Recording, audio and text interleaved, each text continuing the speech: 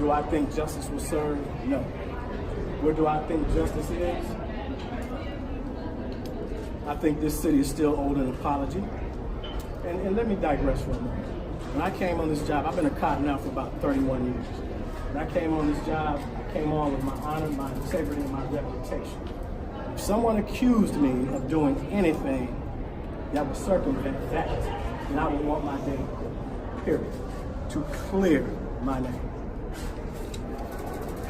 I've heard that they wanted their day in court with TV cameras so America could know the truth. But no, they chose to hide behind secrecy and broker a deal to circumvent the judicial system. My job as a police officer is to investigate the incident, gather evidence, gather the facts, and present them to the state's attorney. That's what we did. I stand behind the detective's investigation. I'll let Mary Emanuel comment.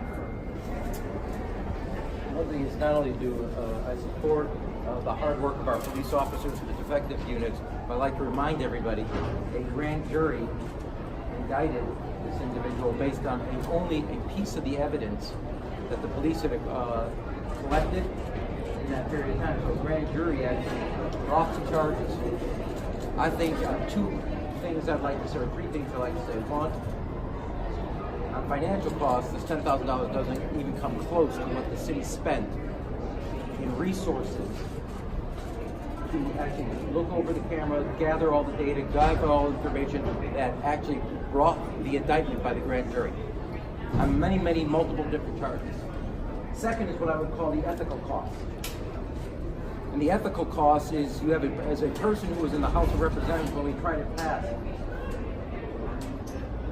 the Shepherd legislation that dealt with petty crimes, putting them on the books, that President Obama then signed into law, to then use those very laws and the principles and values behind the Matthew Shepard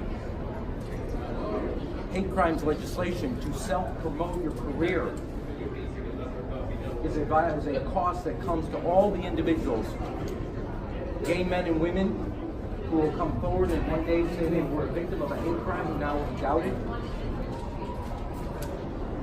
People of faith, Muslim or any other religious faith, who will be a victim of hate crimes.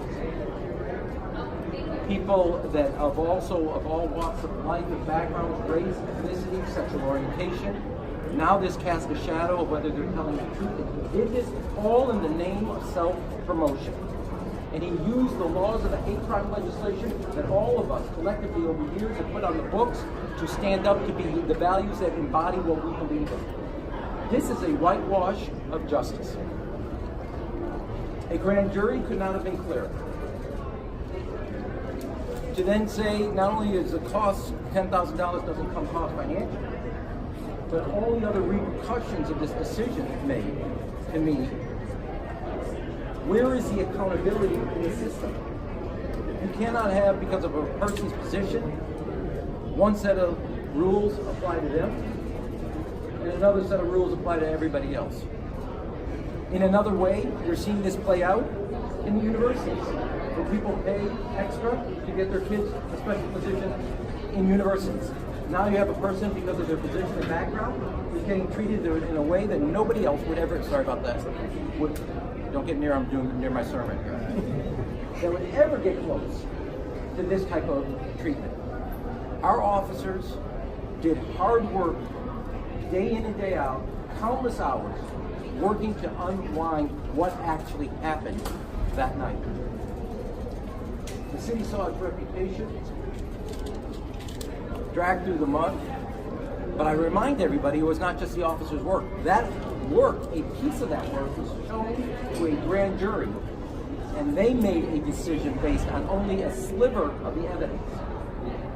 And if I remember correctly, somebody wanted to have that evidence in the day, as the superintendent said, their day in court, so all the evidence could be made public. Because of the judge's decision, none of that evidence will ever be made public. None of it. This is without a doubt a whitewash of justice and sends a clear message that if you're in a position of influence and power, you'll get treated one way, other people will be treated another way. There is no accountability then in the system. It is wrong, full stop. Do you blame the state's